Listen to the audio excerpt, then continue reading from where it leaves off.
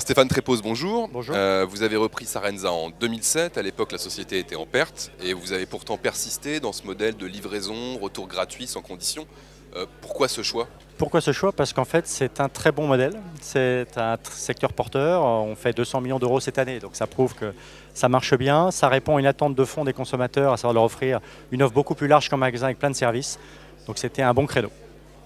Et à l'inverse de certains de vos concurrents qui sont allés vers ce qu'on appelle le cross-canal ou l'omnicanal et qui ont investi dans des magasins physiques, vous n'avez pas du tout pris cette option-là. Est-ce que ça veut dire que pour vous, la complémentarité web-magasin, ça ne fonctionne pas? Alors, il n'y a pas une réponse dans l'absolu. En fait, dans la chaussure, ça ne fonctionne pas pour une raison simple. C'est que sur Sarenza, vous avez 50 000 modèles différents de chaussures pour hommes, femmes et enfants. En boutique, on pourra en mettre 500, c'est-à-dire 1% de l'offre. Le 1% de best-seller de Sarenza, ce qu'on mettra en boutique, ce n'est que 2% des ventes. Donc si on ouvrait une boutique Sarenza, en fait, ce serait décevant pour 98% des clients.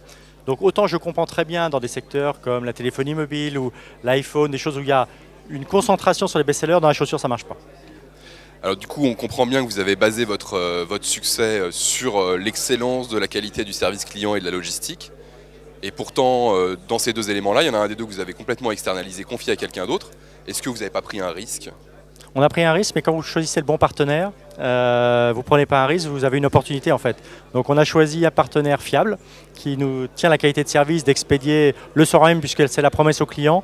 Et du coup, ça nous permet de libérer les investissements qu'on aurait pu mettre à construire notre propre entrepôt et l'investir dans la qualité de service, dans la rapidité de livraison et dans le marketing. D'accord. Alors, vous êtes basé en France, vous êtes très même militant franco-français, mais pourtant vous livrez maintenant dans 26 pays européens différents. Ouais. Est-ce que vous pouvez nous donner un petit peu des exemples de comportements de consommateurs européens très différents peut-être d'un pays à l'autre? Est-ce qu'il y en a? Alors il y a des très grandes différences d'un pays à l'autre. Il y a des différences d'abord dans le pouvoir d'achat.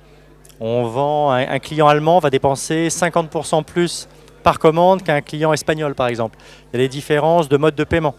Il y a plusieurs pays où vous payez à la livraison, il y a d'autres pays où vous payez d'avance comme la France, il y a des pays où vous payez un mois après comme l'Allemagne ou la Suisse par exemple. Donc il faut s'adapter sur les modes de livraison, il faut s'adapter sur les modes de paiement, il faut s'adapter sur l'offre. Les Allemands, n'achètent pas les mêmes chaussures que les Italiennes ou que les Françaises ou que les Anglaises. Donc voilà, il faut en fait, sur tous les aspects de la proposition de valeur, il faut s'adapter. En revanche, ce qui n'est pas négociable, c'est la qualité de service, c'est-à-dire d'avoir un bon prix, d'avoir le bon produit et de le livrer vite. Merci beaucoup Stéphane Trépose. Merci.